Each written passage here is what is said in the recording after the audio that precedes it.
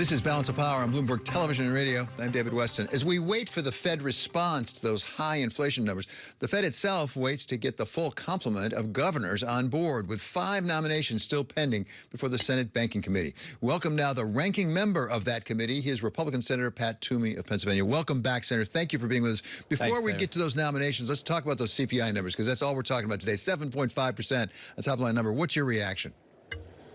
Well, it's very disturbing. It's not only, a 40-year high, but it's an acceleration. If you look at the month-over-month numbers, things are getting worse. By now, I had hoped, many people had hoped, that things might be at least slowing down a little bit, given some disinflationary phenomenon like inventory buildup and a slight improvement in workforce participation. But those things are clearly not enough, or at least they haven't been yet. So it shows just how far behind the curve the Fed got itself. So I know you respect the independence of the Fed, but in your judgment, should they be moving faster? And how fast should they move at this point? Well, look, I do support an independent Fed, but one that's executing its mandate. And its mandate includes stable prices. In fact, that should be its primary objective, and 7% is not stable. So the Fed clearly has to catch up. But you made a point that I've been scratching my head about, which is how do we get this under control if we keep negative real interest rates? And they are very negative right now. So I think the Fed is going to have to get fairly aggressive for some time. Okay, so let's go back to those nominations that are pending, Senator, if we could. We've talked in the past about Sarah Bloom Raskin, and you raised some questions on this program about her position on climate. We've talked about that, but I know that you have some other questions now about some dealings that she had after she led the Fed. Could you take us through those? Because as I understand, the Kansas City regional Fed has actually addressed them already, has it not? So here's the concern. So a fintech firm based in Colorado called Reserve Trust applied for a Fed master account, which is a really, really important thing. It's your access to the Fed dollar financial system, and it's a powerful thing that generally is only available to banks. In fact, I'm not aware of any fintech in America that has gotten a Fed master account. The Reserve Trust applied for this, and they were turned down. And then Sarah Bloom Raskin joined their board, and they applied again, and they were approved shortly thereafter. Not long after that approval, then Sarah Bloom Raskin left the board, had a $1.5 million payout. And look, I just think that given that of all the fintechs that would love to have this account, only one has gotten them under curious circumstances, where first it was turned down and then it was approved. It just raises some questions, and what the Kansas City Fed has done is completely stonewalled me. They are refusing to answer any questions. They're refusing to provide any documentation about how and why they reversed their decision. And, this is part of a trend that I've been seeing and that I'm very disturbed about, a combination of mission creep and a refusal to be transparent. That's pretty disturbing on the part, especially the Fed regional banks, but the Fed in general. And I definitely want to get to that, because we now have a new Fed regional governor coming in Boston, in Susan Collins. But before that, the Federal Reserve regional bank in Kansas City has said on the record that the reason for the change was that, in fact, the Reserve Trust Company changed its business model. Also, there was a change in Colorado regulation that made it a proper deposit-taking company. Are you troubled with that answer? Do you have reason to believe that's not the case? If that's the case, and there's nothing untoward, then they should show us the documentation. Show us what was the change in the business model, what was the change in the statute, what was the change in the interpretation. Was that the extent of the deliberations? It's only fair for other fintechs to know, well, how might we also be able to obtain this master account at the Fed, rather than have it all shrouded in mystery.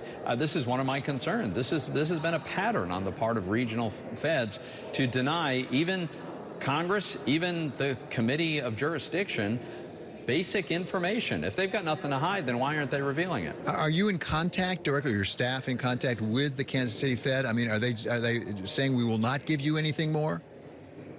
My staff, so I have been in contact with Esther George, who leads the Kansas City Fed, and my staff in follow-up conversations have been unable to get any of the information, any specifics about how this decision was made. And that's a problem.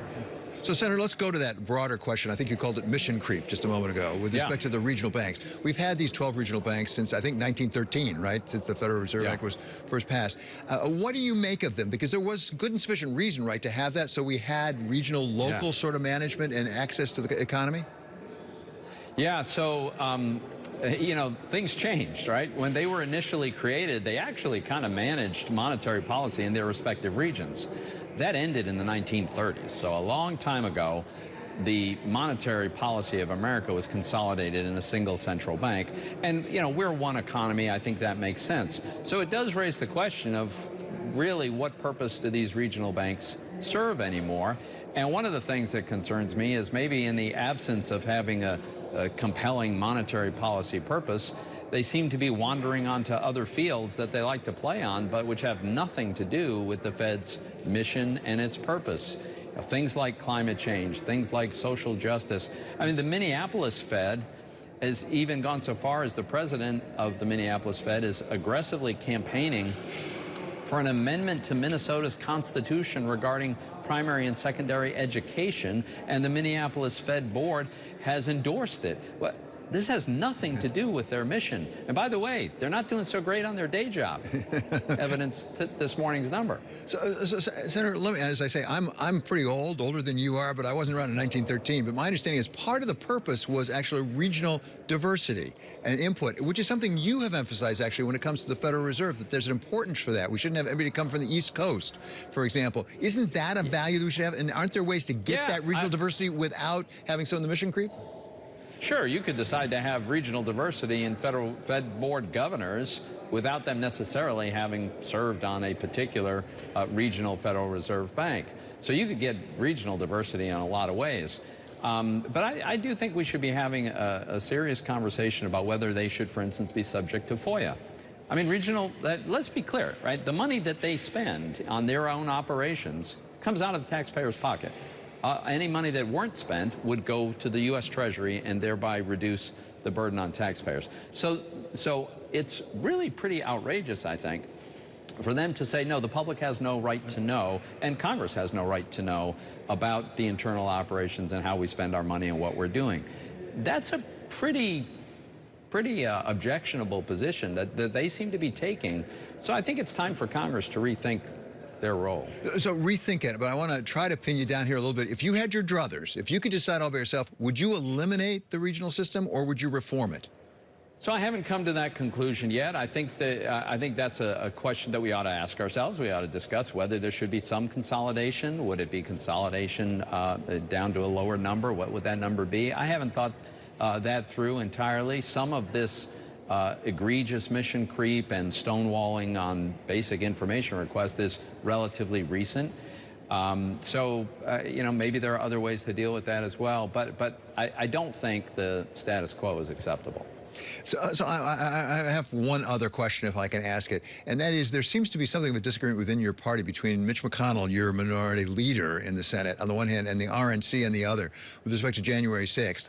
Are you concerned about that division affecting your ability in the midterms? No, I don't think so. Look, I think the RNC resolution was a big mistake. I agree completely with Mitch McConnell on this.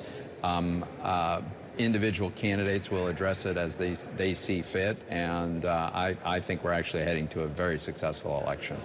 Okay, Senator, I really appreciate your coming with us all the time, but particularly today. That is Senator Pat Toomey, Republican of Pennsylvania. Coming up.